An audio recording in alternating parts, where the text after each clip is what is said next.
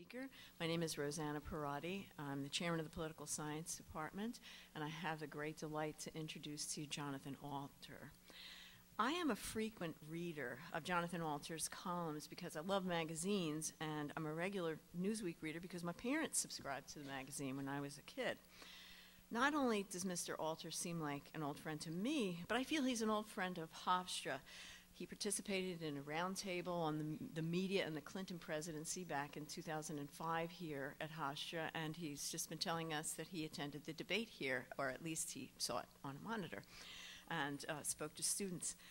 I have to say, though, that I came to a much deeper appreciation of Mr. Alter's work when I read his recent book, 2006, entitled The Defining Moment, FDR's First 100 Days and the Triumph of Hope.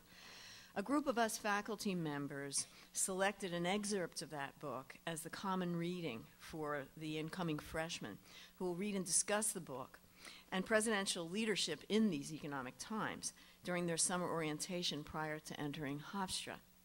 It is a delightful book. Much of what Mr. Alter recounts about FDR, his personality and his performance, has been written about before. But Mr. Alter writes with such sensitivity, such gripping suspense, such attention to detail, with such an understanding of the mood of the 1930s. One delves into the story or irresistibly all over again. I have to share with you my favorite passage of the book, which just caused me to kind of jump back. Mr. Alter is writing about FDR's inauguration day, and all of the work of the first day is over. The work, he writes, the work on Sunday had occurred upstairs in the family quarters, so this was to be his first time occupying the executive office, which later became known as the Oval Office. Roosevelt found it bare of all of Hoover's possessions, but not yet containing his own naval prints and familiar desktop mementos. The drawers of the desk were empty, the surface empty. There was not even a buzzer signal button to summon a secretary, which would be hooked up later in the day. The president felt cut off. He listened for some human voice, and hearing none, he found himself experiencing what was later described as a panic attack. His aide Rexford Tugwell was not an eyewitness, but this is the story he heard from those who were nearby. Unable to move about and find company, Roosevelt sat in a state of despair, his helplessness washing over him at what should have been his moment of triumph. His mind went blank for a moment. Then he leaned back in his chair and let out a loud shout that carried within it the trepidation and perhaps the outright terror he felt upon assuming office. Within seconds, it was over.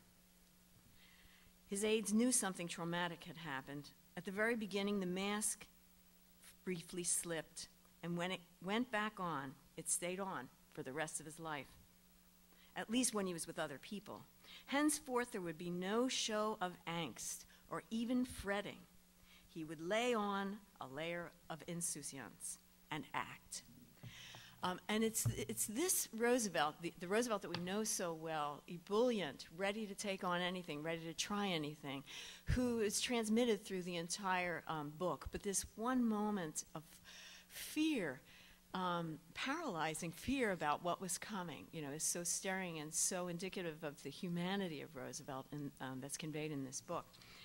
Mr. Alter's Newsweek column examines politics, media, social, and global issues. He's also worked for more than a decade as a contributing correspondent to NBC News.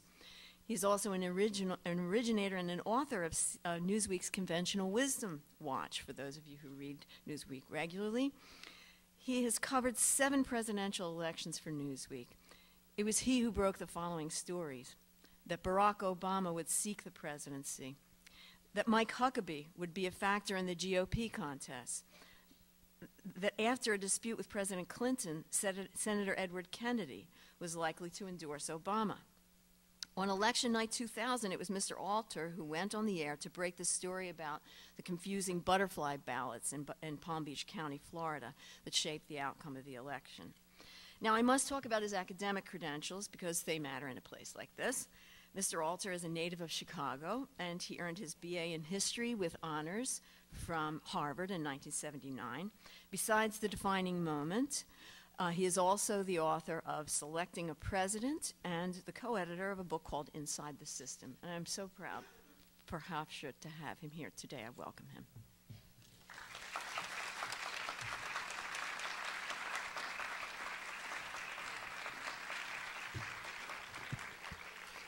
Thank you so much, Dr. Parati, and thank you, President Rabinowitz. Thanks to everybody who's come. I'm just delighted to be here. As mentioned, I feel like I have a nice relationship with Hofstra, and particularly great memories of the presidential conferences that you've held here, which have really become a national institution. And everybody in my line of work tries to come, historians and journalists who cover politics and presidents. I guess I'm on my fifth or sixth president that I've covered for Newsweek, but when it came time to write a book several years ago, I found myself going back to a much earlier president, who the only way that I sort of indirectly experienced Franklin Roosevelt was that when I was a child, my mother would tell me a story about when she was at Mount Holyoke College in the late 1940s, and she was assigned the task of taking Eleanor Roosevelt around campus when she came to visit. Mrs. Roosevelt was at that time the most famous woman in the world. I don't think there's anybody today who could really be equivalent. Oprah is not as famous in foreign countries as Eleanor was. Michelle Obama might be getting up there before too long. But my mother's memory is that she said, "I want to see where you sleep, Joanne. I want to see the dorm room." And they go into my mother's room, and she plops down on my mother's bed and says, "Tell me about yourself. Where are you from?" "Chicago." "You know, what are you interested in? What do you?" And she couldn't believe it. She marveled that the most famous woman in the world was asking her about herself. And it taught her, and she taught us, you've got to be interested in other people and what they're up to. And life is so much more interesting if you can get out of yourself and whatever your particular problems are, particular interests are, and ask other people a lot of questions. And so I think that's part of what drove me into journalism. But I had been a Lincoln man, and I had my mother had baked me a cake every year on Lincoln's birthday, and from Chicago. Both my parents very involved in politics, so I always thought I'd write a book about Lincoln. But my editor at Simon & Schuster is also Doris Kearns Goodwin's editor, and she had a number of other Lincoln books in hand. And what happened was at the end of the 20th century, I did a series on the Today Show. On one of the pieces was on what were the great what-ifs of the 20th century. What if Archduke Franz Ferdinand had turned left instead of right in Sarajevo, and would we have had World War I? What if John F. Kennedy had put up the bubble top in Dallas? Would the 1960s have been different? And one of them was, what if Giuseppe Zangara, who got off 5 shots at Franklin Roosevelt 2 weeks before he became president, what if he'd shot and killed Roosevelt on the eve of Roosevelt's inauguration 76 years ago? And so I got sort of intrigued by the period. If Roosevelt had been killed, John Nance Garner, as vice president, would have been president. Cactus Jack, the Texas Coolidge, they called him. He only gave one speech during the 1932 campaign, and then the DNC shut him up because basically said that the vice president should do nothing in the job. When asked about the job, he said, well, it's not worth a pitcher of warm piss. And then when a newspaper man changed the word piss to spit for his family newspaper, when the vice president found out about it, he called the newspaper man a panty waste. So that's who would have been the president in 1933 if Roosevelt had been assassinated. So I started work on this book and started thinking about it, and I submitted my book proposal on September 10th, 2001. And following day and in the days that followed, I went down to Ground Zero a lot with President Bush and Mayor Giuliani, and to the extent that I thought about Roosevelt, my feeling was, I'm not going to do that book. What relevance is that? And I put it aside, and about 6 months later, I woke up in the middle of the night with a start, and I said to myself, we are suffering from a lack of leadership. I was disappointed in the advice to go shopping after 9/11 and the lack of really strong leadership, and especially when it started to get politicized and they started to run pictures of Democratic candidates next to Osama bin Laden and to vote for the Republican. This kind of thing was happening. So it drove me back to the question of what does great leadership, great crisis leadership feel like, smell like, taste like. I certainly didn't have a crystal ball thinking that we were going to have, 6 or 7 years later, the worst economic crisis since the Depression. I was just interested in leadership.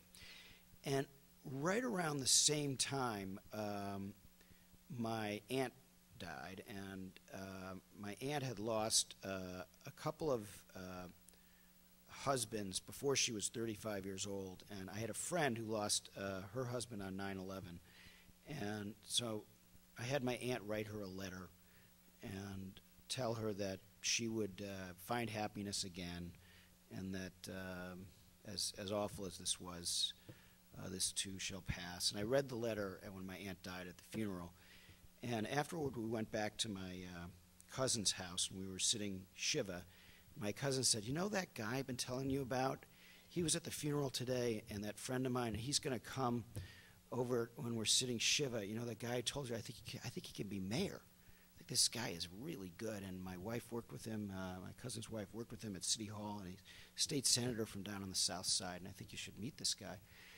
It was Barack Obama, and that was the first time I ever met and talked to Barack Obama and got a sense of what he was about and how interesting he was. And then saw him a few times in the years after that. And in 2004, he gave that great speech at the Democratic Convention that you remember. And I decided at the end of the year that we should put him on the cover of Newsweek. It was the first cover story that had ever appeared about Obama. And he had just been elected to the Senate. We didn't feel like we could do it before he was elected. He hadn't been sworn in yet. And I went down to Washington, and I took my son, who was then 13 years old, who really just wanted to go because the Wizards were playing the Bulls. And he wanted to see the Bulls game, and he'd heard a little bit about Obama. I did the interview, and after the interview was over, my son said, well, he's going to be president in 2008. And I said, Tommy, patted him on the head in a very patronizing way, the experienced, seasoned journalist who covered 7 presidential campaigns, and I said, Tommy, that's just impossible. It's a nice idea, but it's just not going to happen. Maybe someday, but he hasn't even been sworn into the Senate yet. So much for my own political perspicaciousness. When I think about the comparisons between these two presidents, and they are now, on this, the 101st day of the Obama administration, they are now in the same league. They're as far as early starts, fast early starts go, there's only 4 presidents who even qualify of modern presidents. Lyndon Johnson, he got a tremendous amount accomplished in his first 100 days in 1965, although he really became president in November of 63, so it's a little bit of an asterisk there you have to apply. But he got through the Voting Rights Act, the Medicare bill, Medicaid, first aid to education, federal aid to education, elementary and secondary, and the Immigration Act that changed the face of America by letting non-European immigrants into the United States for the first time in any numbers in the 20th century. So I actually think if you really are just scoring at home, that you have to give LBJ the edge in terms of lasting achievements in those first 100 days. Ronald Reagan, who, like Roosevelt, was fired upon, but he actually was shot in 1981. He got his budget and tax proposals through Congress very early, not in the first 100 days, but shortly thereafter. So he had a very strong start. And the rest of them didn't. Now, largely because I think they felt burdened by this handy, if artificial, idea of the 100 days. Well, where does that come from? It actually started with Napoleon. It was the length of time, 100 days, between when he returned from exile on the Isle of Elba. Remember that palindrome, able were I, ere I saw Elba, and it's the same backward and forward. He comes back from exile, and 100 days later, he's defeated at the Battle of Waterloo. And Roosevelt had this in his mind. So at the end of his 100 days, he looked back, and he said he noticed that the special session of Congress that he had called had lasted exactly 100 days, and he gave a little talk where he bragged about all that they had accomplished. And indeed, what they managed to do in that period was to restore hope and faith in both capitalism and democracy. And I don't say that lightly. The word dictator actually had a positive connotation at the time Roosevelt took office. There was a car that Studebaker sold called the Dictator that did pretty well. The head of the Harvard Business School had given up on capitalism, said that it might be at an end. The president of Columbia University said that elections might not be the best way for people to select their leaders. People were really looking around at communism, fascism, socialism, other goofy ideas for how to organize a country, a society. And most of the banks were already closed at the time that Roosevelt took office. There had been this meltdown of our banking system that makes today look like a picnic. The crisis started in Michigan with the what in Yiddish they call the Michigas in the Ford family between Edsel and Henry Ford. Edsel, the son, owned a bank that went bust, and they had to close the banks there, and then it started to spread around the country. And so when he comes to office, Roosevelt and Hoover are yelling at each other on the night before the inauguration on what they should do about closing the rest of the banks. And Roosevelt doesn't want responsibility without authority, and he wants Hoover to act, and Hoover won't act. They ride in silence down Pennsylvania Avenue the next day.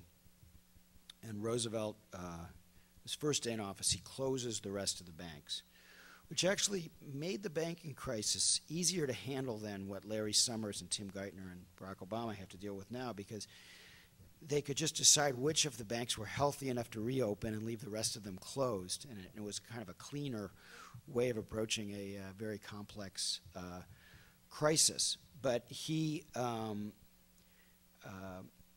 also was tempted to take dictatorial powers. And I found a draft in the Roosevelt Library of a document where he almost becomes a dictator. And he says to some veterans from the American Legion who were in their 30s by then, "You were at my command for the duration of the crisis," like creating a private army like Mussolini, who was very popular in the United States at that time. Hitler was brand new and nobody knew much about him. He doesn't do it. He doesn't give that speech, and instead he substitutes his persuasive abilities for the sword, or for coercion, or for extra constitutional dictatorial powers. And he goes on the radio in that famous first fireside chat, and he declares a bank holiday, as he calls it, very festive, upbeat term, holiday. And he says on the radio, please take the money out from under your mattress and redeposit it in our banks as they reopen. And the same people who had been pushing each other out of the way in these terrifying bank runs, they lined up to patriotically redeposit their money after they listened to Roosevelt on the radio. And he mastered that medium in the same way that Obama is mastering the internet, exploiting it for his own purposes. Before that, most politicians didn't recognize that the microphone had been invented. They talked like this, like they had to reach the back of the room and orate the way John Kerry still talks, no microphone. And it didn't sound very conversational and human on the radio. And remember, Bing Crosby was able to create this new sound by crooning rather than singing loud on the radio, and it revolutionized music. Well, that's what Roosevelt did for speaking on the radio, and it had an immensely powerful effect. So then he proceeds to get through 15 major pieces of legislation. Oftentimes they were down payments on later things, like the Securities Act of 1933, the first regulation of Wall Street, didn't go very far. It wasn't until the following year that they created the SEC. The amount of public investment was much less than Obama's in constant dollars, because the country was still in the grips of the old-fashioned balanced budget thinking, and he actually cut the budget at the depths of the Depression by 30%, mostly by cutting veterans' benefits in half. So Roosevelt was moving left and right and experimenting, and one of his aides said that to say the New Deal was a plan was like saying a little boy's bedroom full of broken baseball bats and old chemistry sets had all been put there by an interior decorator. It was a seat-of-the-pants, very improvisational operation, much more seat-of-the-pants than Obama's program, although some parts of it, particularly the bank rescue, has its own seat-of-the-pants quality. But it was not planned, but they had the first farm price supports. They had a foreclosure crisis, just like now, that they dealt with the creation of government agencies to help homeowners. They had the most important part of it, to my mind, was the creation of the Civilian Conservation Corps, the first of the Roosevelt jobs programs. Roosevelt's Tree Army, they called it. And they planted 3 billion trees. 3 million men planted 3 billion trees. And it was run partly by the Army, and the officers who were trained there went on to manage World War II, like George Marshall and others. Everybody told him, you can't do this. The labor movement was against it because it was only $1 a day. Roosevelt's own people were against it. And he pushed it through. And he got 250,000 young men working out in the woods by summer of 1933, the fastest mobilization in American history. And that number came to mind last week when Obama signed the National Service Bill, because the CCC was the first national service, and the bill that Obama signed now extends the number of people in AmeriCorps to 250,000, the same number that Roosevelt started out with. And I'm sure that there will be some impact here at Hofstra.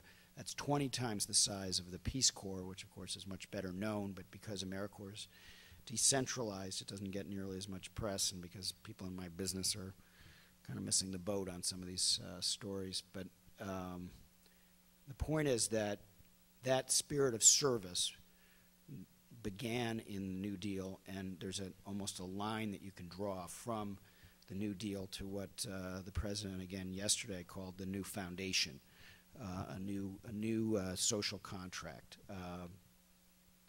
a new determination of what we owe each other as a people. There are always going to be mistakes along the way. The centerpiece of the New Deal in the first 100 days was something called the National Industrial Recovery Act. In those days, the NRA stood for something different than it does now, and it was this huge huge price-fixing scheme where they took every industry in the United States and created elaborate regulations from Washington that were just ridiculous. They actually had bureaucrats in Washington in 1933 regulating the burlesque industry, telling strip club owners how many times a night their strippers could take off their clothes. That was something for bureaucrats to do. Fortunately, it was declared unconstitutional, and even a lot of Roosevelt's own people thought it was a bad idea that it failed.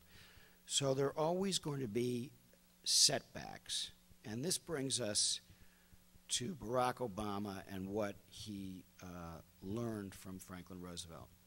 And there are really two Roosevelt speeches that most influenced Obama's thinking in the way he approached his own first 100 days. Even though, like all other presidents, he didn't want to be judged just on the first 100 days. When they went well, he was happy to be judged on it, but he'd rather that people look at the first year or two. But the first speech that Roosevelt gave that was influential for Obama was in 1932, the summer before he was elected president. And he went on a picnic at Warm Springs, Georgia, where you remember he had started this rehabilitation clinic for those with polio. And I write a lot in my book about how polio changed Roosevelt and deepened him, made him more compassionate. There were several reporters on the picnic, and they were saying, Governor Roosevelt, you're not saying anything in your speeches. They're just boring and platitudinous. And he said, okay, you can do better. And one of them, a guy named Ernest Lindley, who later was a columnist for Newsweek, said yes, and he wrote him this speech. Nowadays, if I did that, I'd get fired. He wrote a speech for the governor, and in which Roosevelt said, we need bold, persistent experimentation. Take a method and try it. If it fails, admit failure frankly and try another method, but above all, try something. Bold, persistent experimentation. And that became the watchword of the New Deal.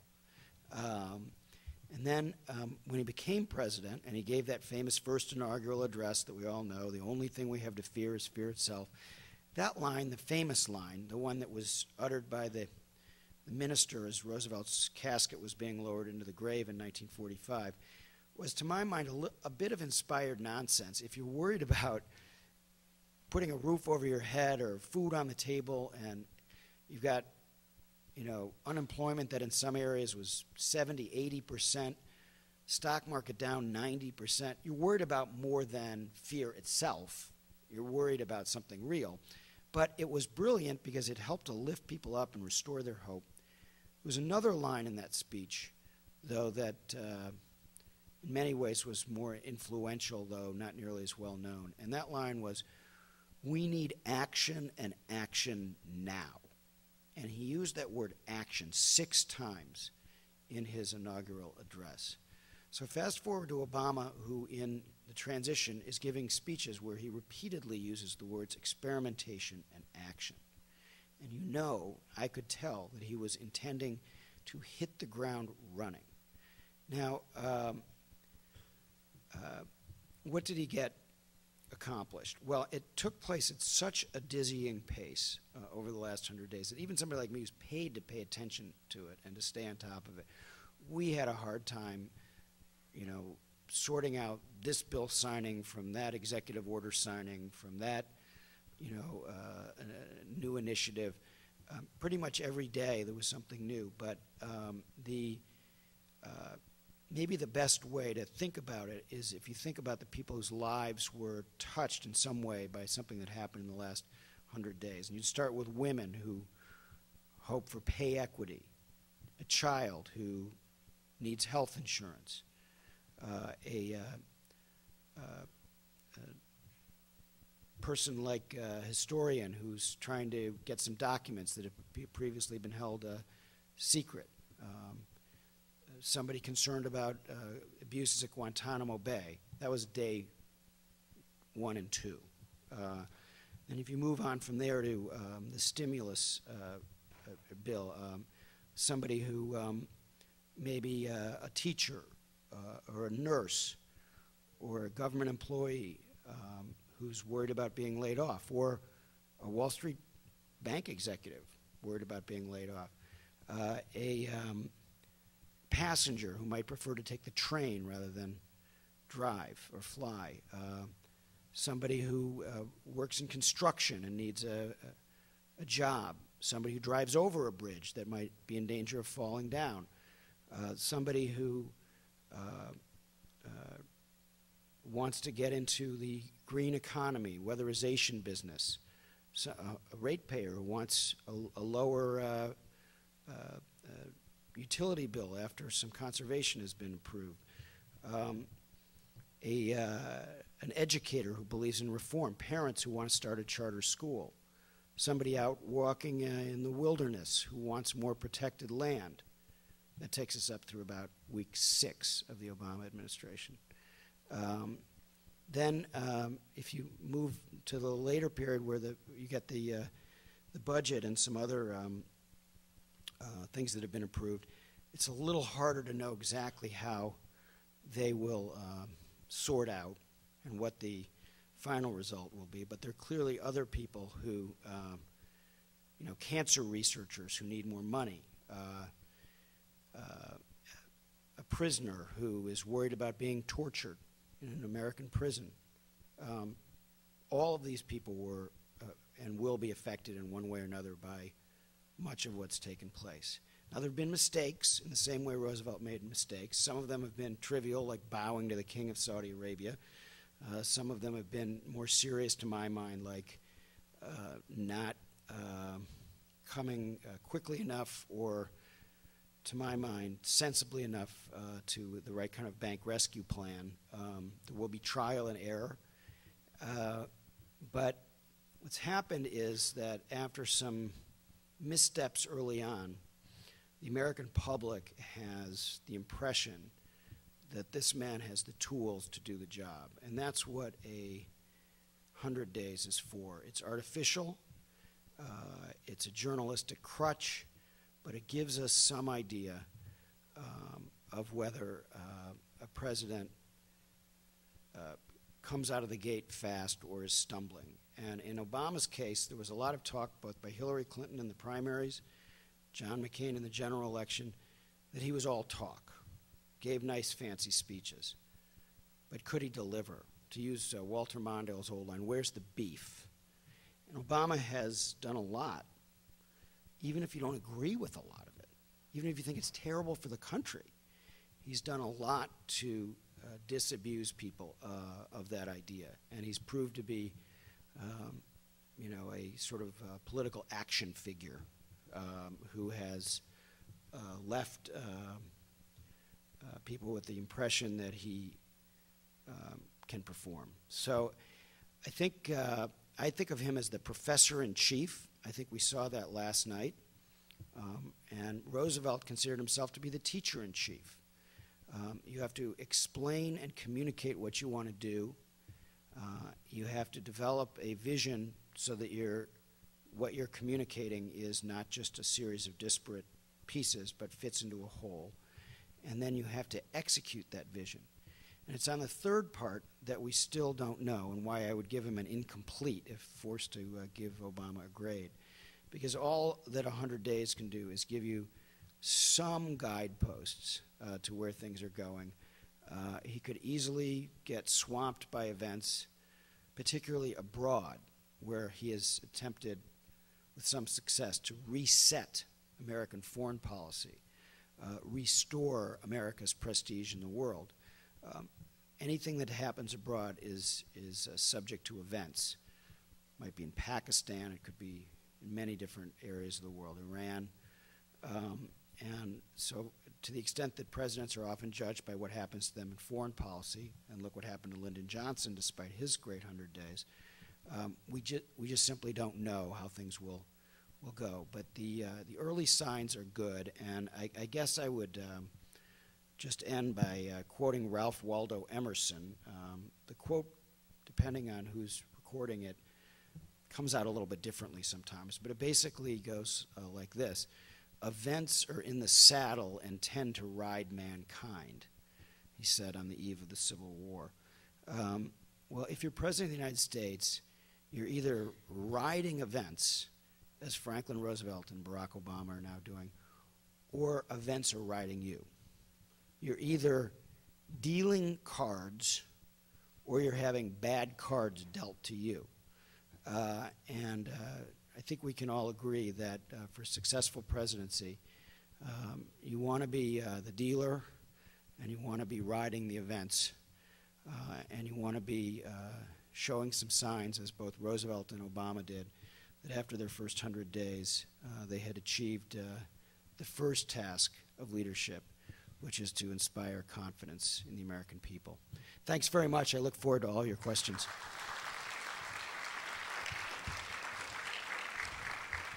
How much time we got? We got 15 minutes? How much? Oh, good. Okay. Oh, good. Okay. Great. There's a lot of stuff I didn't touch on, obviously, but we can talk about any of it. Come at me.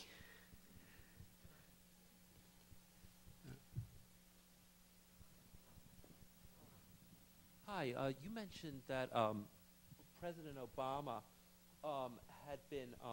had pursued policies that brought prisoners who were being tortured hope. Are you talking about Khalid Sheikh Mohammed, or are you talking about some type of person who's been accused of an armed robbery? I'm talking about.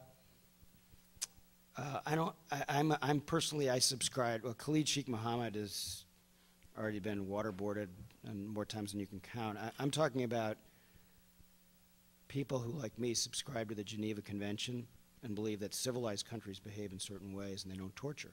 Now, on that particular issue, I get hammered from the left pretty often because after 9/11, I wrote a column called "Time to Think About Torture," and I actually weighed whether, this is after 9/11, whether torture, particularly psychological torture, might be useful. But we've learned a lot since then. As Obama said at the CIA when he went there and gave a very interesting speech, you learn. And it's a balancing test. Let's assume for the sake of argument that there are occasions when torture works. And by the way, there are a lot of people in the U.S. military, not to mention John McCain and a lot of Republicans in the Senate, who believe it doesn't work, just simply doesn't work because the person being tortured will say anything, and that it doesn't provide actionable intelligence, and that if it worked so well, why did it take Dick Cheney's office 2 years after KSM and the others were tortured before they wrote up their report saying that it worked? You'd think they would have indicated that a little earlier in 2002, 2003 instead of 2004, 2005. So the timing on their justification for it working is very suspect. But let's just assume for the sake of argument that it works, okay? It's a balancing test. Anything that you do is some kind of a balancing test. And so you go, all right, well, does the possible marginal advantage of it sometimes working to give us a little bit of intelligence that goes with many, many other sources of intelligence to try to foil plots, does that outweigh a huge, huge recruiting tool in the Arab world and a black eye for the United States that makes it much more difficult for us to coordinate with our allies and it causes us serious diplomatic problems? Now, you might go, well, diplomatic, schliplematic, who cares? The truth in the world today that we're coming to realize is we are living in what Roosevelt called an interdependent world. And he believed in collective security. He originated the idea not just of social security, but of collective security. And the way I think of it is in terms of, and I'll weave this back to the torture point in just a minute, in terms of that great Mark Twain book, The Adventures of Tom Sawyer, where Tom comes home and Aunt Polly wants him to paint the fence. Tom wants to goof off, and what does he do? He gets his friends to paint the fence, right? Because he knows he can't do it himself and do all the other things he wants to do that day. So he convinces his friends to do it with him. Well, every problem in the world today is a fence. every problem. There's not a single problem in the world that we can address unilaterally. Not one. I defy anybody in this audience to tell me of an international global problem that can be addressed unilaterally. It doesn't matter how powerful our military is. We live in an asymmetrical age. So we have to have the cooperation of our allies. And if you do things like torture, you are making it much, much harder to have that level of cooperation that you need to address not just terrorism, but every other in a long list of problems that we face. Now, he's going to make mistakes, but basically, you've got to show that we stand for something better. If you're talking about what is call it a clash of civilizations or a war of ideas, we can't go down to their level. That way lies madness. We have to find a different way. Now, does that put more pressure on our intelligence agencies to figure out other ways of getting intelligence? Yes. And I think for the former Vice President of the United States, to call this president weak is one of the most despicable things I have seen in all of my years covering politics. It is so far out of bounds. It's so far out of bounds, it's out of the stadium. Now, you didn't see George W. Bush doing that. You didn't see Condoleezza Rice doing that. You didn't see any of the national security advisors or assistant secretaries of state or assistant secretaries of defense doing that. Only two, John Bolton, the former ambassador to the UN. It's particularly from a former vice president. Talk about weakening us to make that kind of allegation and to basically try to set yourself up so that if, God forbid, we're attacked again, you can say, I told you so, I told you so. That's what Cheney's trying to do. I got 4 words for it. No class, big time. And this guy used to be a heavyweight. He's a smart guy. I was supportive of the war in Iraq. I'm not a flaming lefty. I was for it. But this is not a good thing to do, not a good way to proceed. And I think that Obama's right when he says we're better than that. Now, I happen to think that he should let us have a truth commission. I'm against prosecutions, but I think that we can dig deeper into trying to answer the question of whether how we tortured and where that goes, where that takes us, whether it worked. I want to find out whether it worked. That should be an answerable question. But I don't think we should assume on Dick Cheney's word that it worked. So anyway, I'm sorry to get hot and bothered about that, but it's one of those topics that everybody gets a little hot under the collar. And yes, do I think it's a good thing that a driver for some obscure al-Qaeda figure who is picked up and thrown into a secret prison somewhere in Poland or at Gitmo, that he can wake up tomorrow and say, you know what, they might not kick the crap out of me today. Do I think that's a good thing? You bet I do.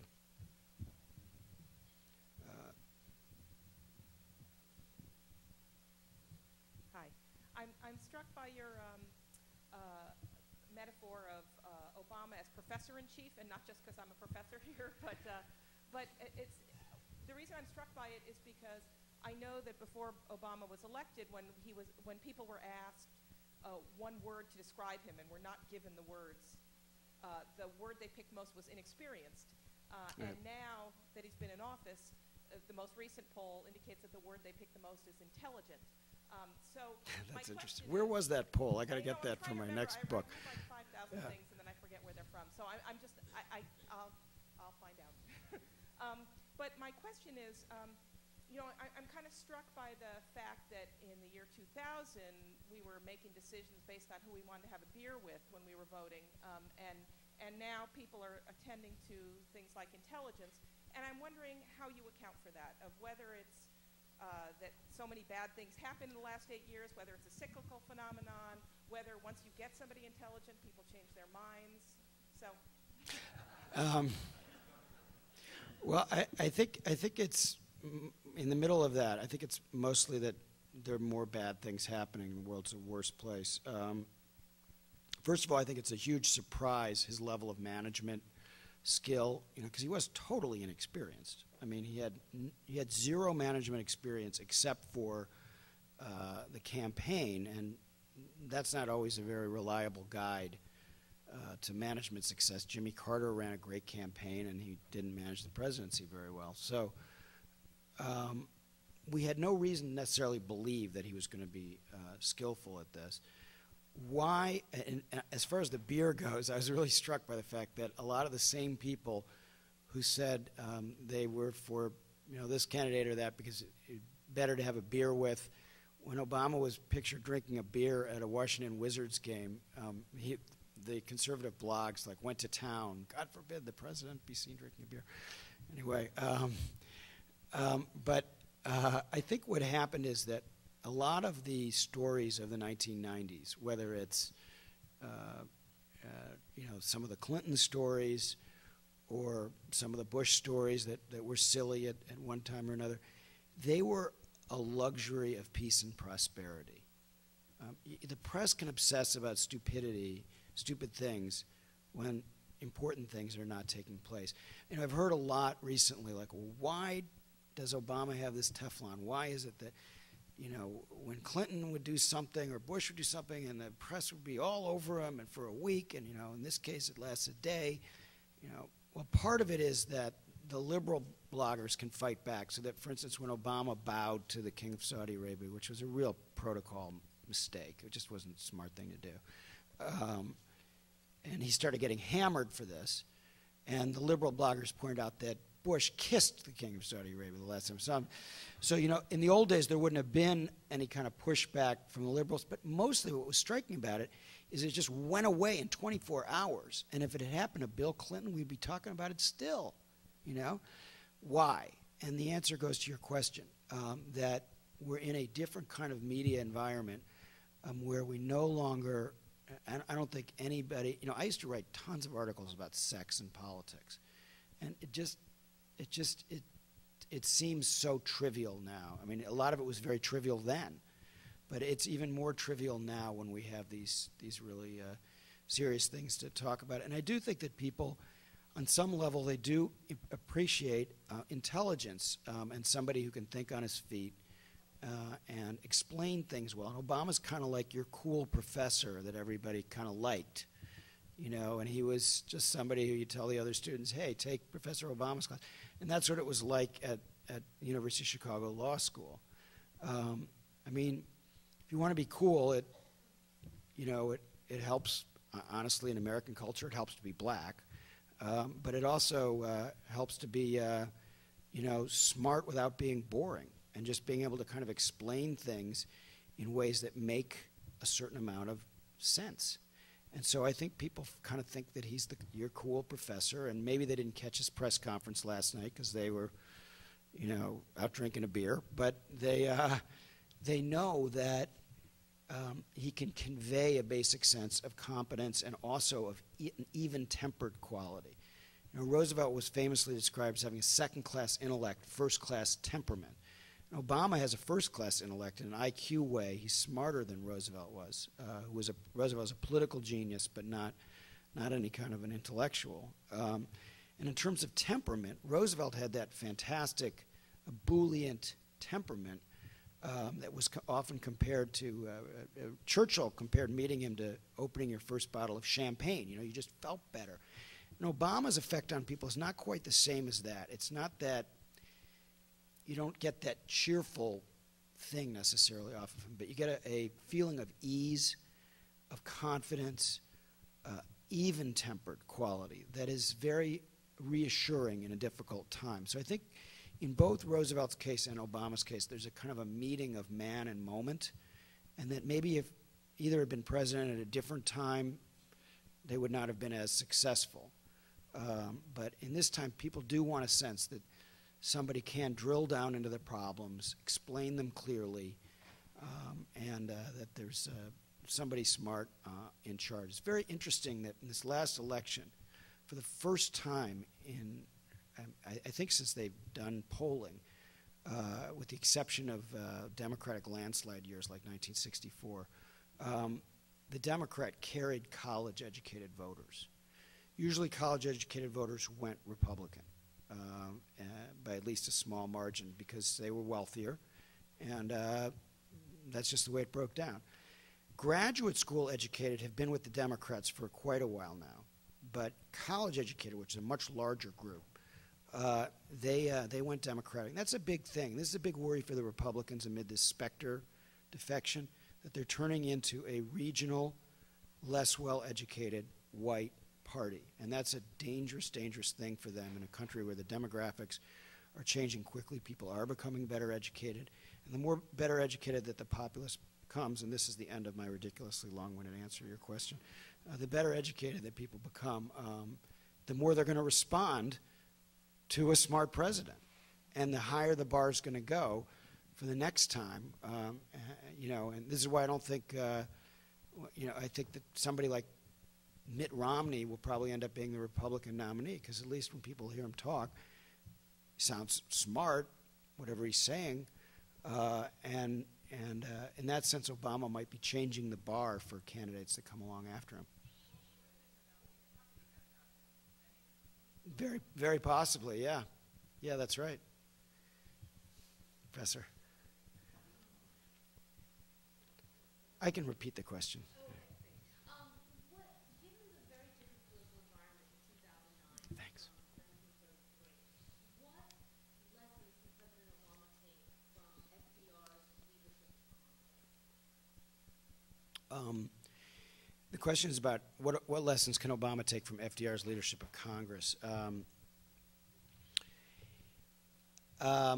Well, I think that he's already taking them. He's putting a lot of emphasis on congressional relations, and he hired the senior aides to the most powerful members to work in his White House in the Congressional Relations Office.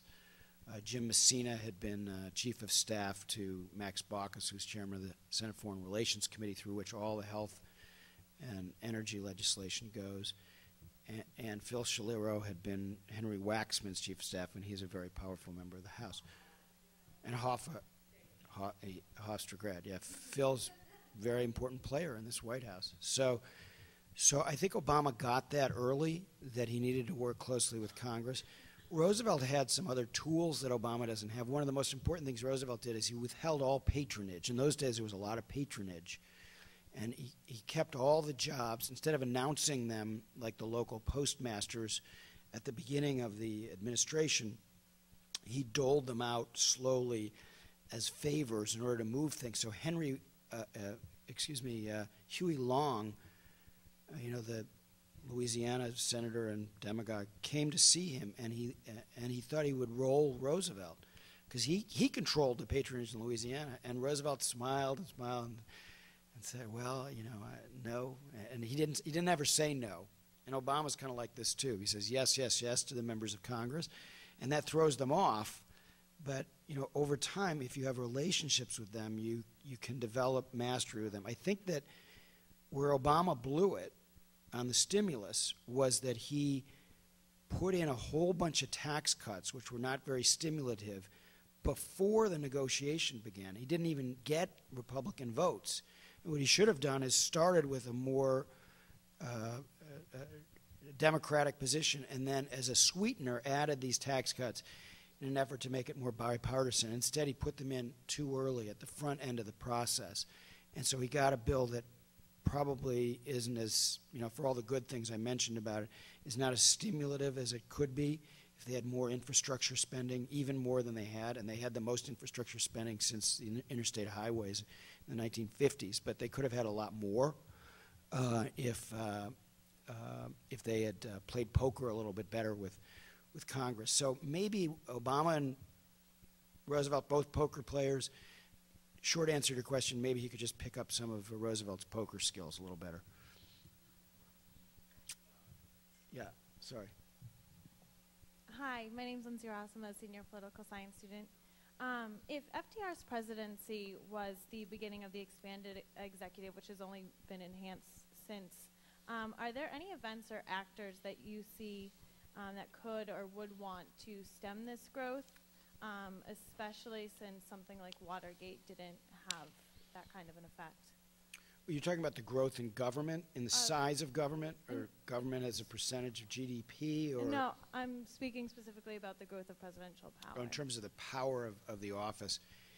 It's a great question because it's really hard for presidents to willingly give up power. And that's one of the fascinating things to watch. And I'm glad you reminded me of this because I need to focus on this more. In some areas, Obama's giving up a little bit of power. Some of these executive orders have taken some power away. But then in other things, like on the signing statements, which Bush did a lot of to try to put his spin on what a bill was, Obama sort of made it seem like he was retreating from Bush's power grab on that. But then he reserved himself the right to use them also. So that tension between, now they reject some of the constitutional theories of the Bush folks, many of whom, including Cheney, believe in something called the unitary executive, which is a very particular theory of the balance of power that gives immense powers to the executive. And so they've rejected that. And I don't think it's the straight line that you draw, because you did see in Watergate, you saw some checks on presidential power. In the 50s, they checked presidential power by limiting the president to 2 terms.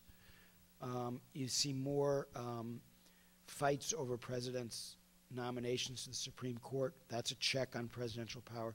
So it hasn't all been in one direction, but you're right that it generally has been. And it's fascinating to watch and see whether a president who, in his constitutional law class, I'm sure at the University of Chicago, was probably a champion of more congressional power, but now the shoe's on the other foot, So we'll see how he handles that, and I think it's one of the things that I'm really watching for in the next few years.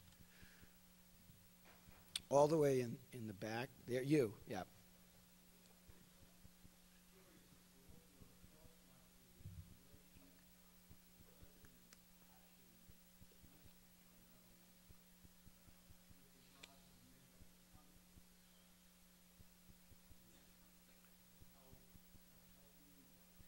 In terms of it's helping him a lot. I mean, I should have, said, obviously his success in his first 100 days, it's just being touted so much, maybe hyped so much in the last few days, is,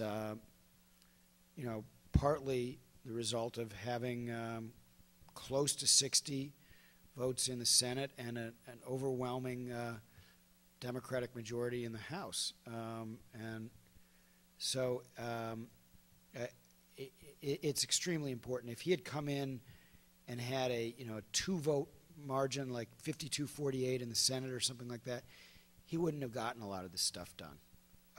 And it's an important thing to keep in mind. But what happened was there was and he's partly responsible for this in 2008, there was an Obama tide, and he won by a larger margin than any president has for a while. I think since Reagan, is that right? Maybe Bush's first term over Dukakis was close to what Obama got, but he did better than Bush too, and he did much better than Clinton, who didn't clear 50% because it was third-party candidate.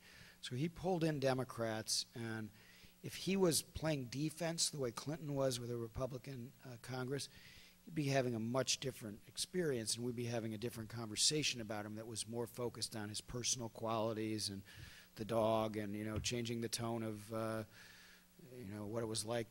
We'd be more focused on the first African-American president, all sorts of other issues, instead of his putting points on the board the way he's done. And the reason he's put those points on the board is, in large part, as you point out, because of the Congress. Yeah. Roosevelt had a larger majorities, Democratic majorities, but the party structure was different then, and he had a lot of Southern conservatives to deal with, conservative Democrats, and they were often more conservative than the large numbers of liberal Republicans from the North. See, there's been this whole role reversal, and it used to be the Northeast was pretty solidly Republican. The only 2 states that Roosevelt's 1936 opponent, Alf Landon, carried were Maine and Vermont. And the South was solidly Democratic the way today it's solidly Republican. And so he had big Democratic majorities, but on all kinds of bills, he had to deal with, ornery Southern committee chairmen who wanted to do things their way. And that's one reason why Social Security, when it went through in 1935, was really watered down. And a lot of the New Dealers were very upset about it. He had a lot of criticism from liberals. You know, he didn't do enough. One of the big things in the first 100 days, the liberals came and said, you got to nationalize the banks. Sounds kind of familiar, doesn't it? You know, the New Deal liberals, the senator from New York, Robert Wagner, nationalize the banks. And Roosevelt's response was, no, we're going to keep banking in private hands. And then the fallback position of the New Dealers was postal banks. Let the post office run the banks. And that would have been cute over the course of the 20th century, huh? And Roosevelt, sensing that he had to deal with these Southern conservatives and other conservative elements in American politics, he was cautious sometimes. And a lot of that was often cautious, and a lot of that was because he had a very sure sense of how far he could go in his relations with Capitol Hill. But there's this myth that he had a rubber stamp or something. He really didn't. Yeah.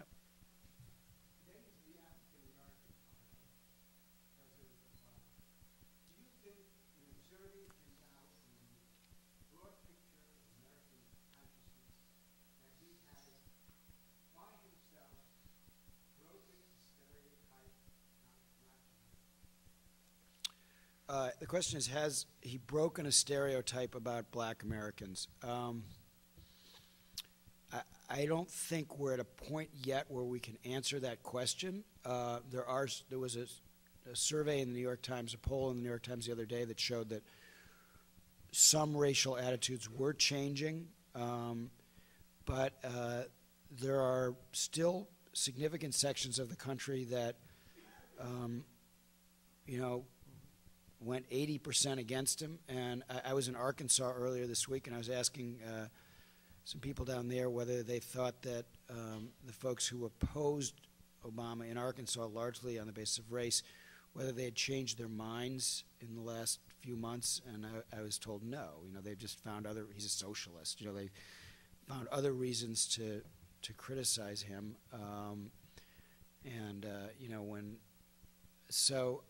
Racial attitudes change, but it takes time. But I do think that there's that in the broad sweep of history, it will clearly have some kind of a major effect. We don't know quite what it is yet. There's another racial effect that I'm also interested in, and that I think of as the Obama dividend, something that relates more to relationships within the black community.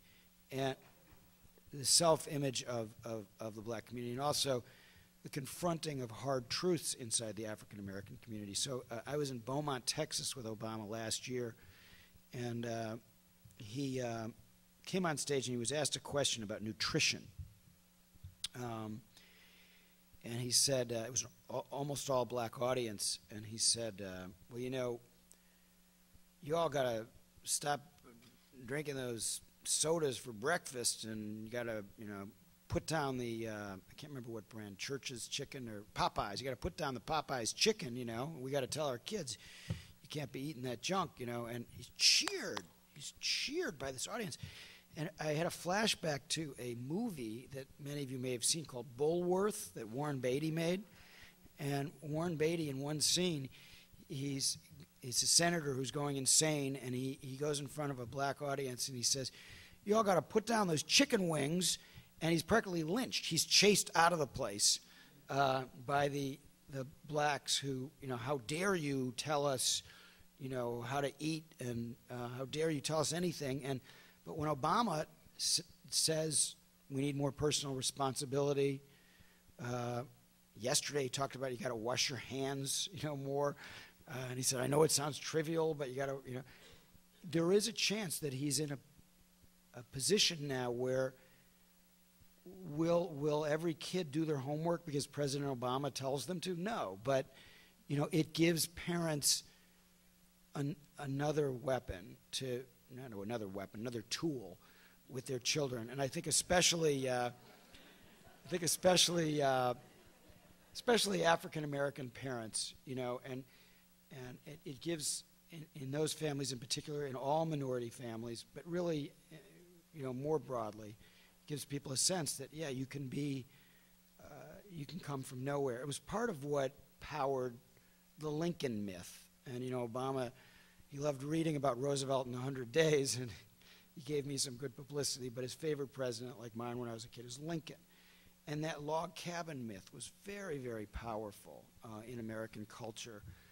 And Obama, even though he went to a fancy prep school, scholarship in Hawaii, if you read his first book in particular, you see he did have some challenging times, and in a lot of ways raised himself. And I think as people get more familiar with his experiences and see his success, it will inspire people to think a little differently about race. But one of the great signs of 2008 was they already were. I mean, I don't know about you, but I wasn't at all sure at the beginning of the process that the United States was ready to elect a black president. And I think it spoke well for the country. I think that one of the reasons why Obama is succeeding is not just that people like him, but they feel better about themselves. And they feel better that, maybe we're not in as much trouble. Maybe we're not as bad a country as some of the critics say. Maybe there's a lot of goodness in our country and that we can harness some of that. And he taps into that feeling in a powerful way. Yes? My name's Sam Ruth. I'm a senior print journalism student here. I have two questions. First, one of the stories that was simmering on the liberal blogosphere for months, at least since the beginning of the administration, was Obama's use of the state secrets doctrine. I was wondering what you thought of his answer last night to that question, and what you think the other biggest story simmering underneath the radar that's being missed by the Beltway press. Well, he kind of punted on that question. He said he was going to review it more and then he needed to think about it more, which on one level is a dodge, and another level is an honest answer where sometimes you do have these complicated things. And he said, as he mentioned, he's had such oppressive events, that so much going on that I'm sure he hasn't felt like he's had the proper amount of time to really assess where that's going. So I think that's one where, I don't mean to dodge your question, but I don't feel like I've got a good answer as to where that's going. I know there's an editorial about it in the New York Times this morning.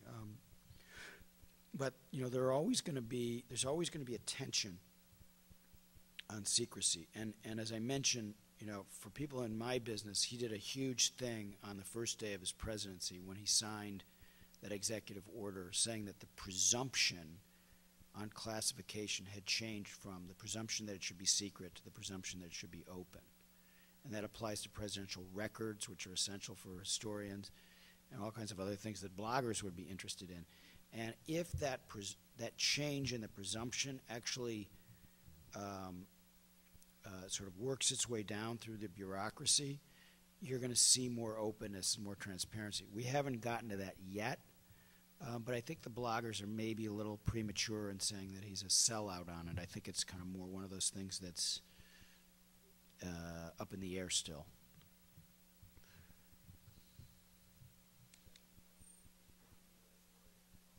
Oh, the other story that the Beltway press is missing. I'm sorry. Oh, there's so many stories that we miss. It's usually not a matter of missing them entirely. It's more just not emphasizing them enough. So, for instance, there's a couple things right now. One of them involves college loans. And you have the banks have been middlemen, and the college loans that these lending companies get, they're 100% backed by the federal government. So what are the middlemen doing? And the administration has proposed something called direct lending, where you just borrow directly from the government instead of from a middleman. It would save the taxpayers $100 billion. Maybe it's $96 billion, but a huge amount of money. And there is absolutely no merit at all on the other side.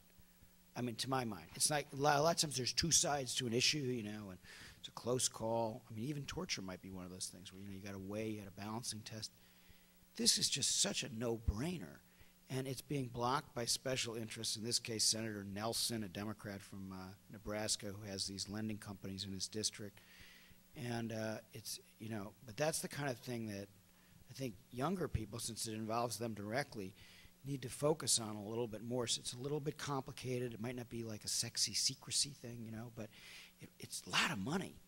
And it's a lot of foolishness that the government still can't engage in the direct lending, or can't cut out the middleman. If the middleman was offering anything, it would be different. But they're not taking any risk. Even it's all backed by the government. Then another one like that would be something called the cram down provisions. And what this is legislation that Senator Durbin has sponsored, which would allow judges to renegotiate people's mortgages and to use, you know, different circumstances that arise, maybe if they find evidence of predatory lending or something, to intervene in these cases so that, you know, these folks who go from paying, you know, $100 to $900 a month, they might have some recourse in court. Right now they have no recourse. And this, again, is, you know, a very, very contentious issue, and the way Specter goes on that is going to be very interesting. And it's something that, it's not that sexy, but it's really where people live literally, and something that the press corps, maybe it finds too complicated to get involved in that. It got no attention at all until they came up with that fun name, Cram Down. You know, now it's getting a little bit of attention because they call it a cram down. But it's these kind of complicated issues that are really important that don't get enough attention a lot of the time.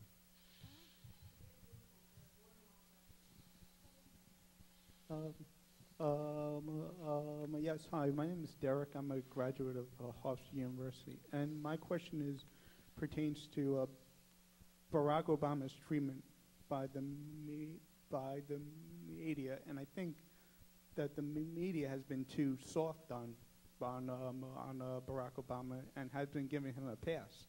I was seeing the press conference last night, and I remember one of the, I think it was one of the supporters were saying, which thing surprised you the most, which thing was the easiest thing, which thing, yeah. And it just seemed like it was, every question was just a question that he could hit a home run, and it didn't seem like there was any substance to any of the questions by the White House press. And I'm not wondering how come they're not attacking him.